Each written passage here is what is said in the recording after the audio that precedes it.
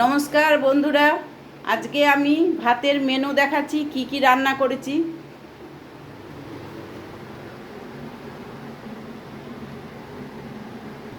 এই যে ছোট হাঁড়িতে করে এক হাঁড়ি ভাত, মাছ ভাজা, ঢেঁড়স চচ্চড়ি, আর এই যে মাছের ঝোল করেছি।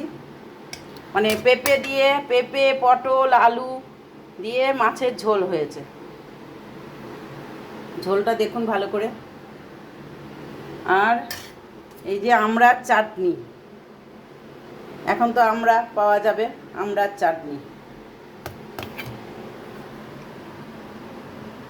ভাত, মাছ ভাজা, ঢেঁড়স চচ্চড়ি, মানে সর্ষে পোস্ত দিয়ে ঢেঁড়স চচ্চড়ি,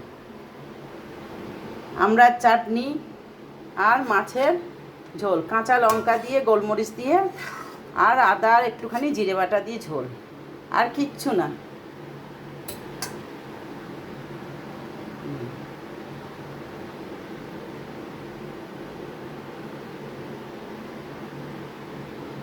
কেমন লাগলো আপনাদের এই রান্নাটা, মেনুটা কেমন লাগলো আপনারা বলবেন। যদি ভালো লেগে থাকে তাহলে লাইক করবেন, শেয়ার করবেন, সাবস্ক্রাইব করবেন, আর কমেন্ট করে জানাবেন কেমন হয়েছে, ভালো হয়েছে না খারাপ হয়েছে একটু জানাবেন।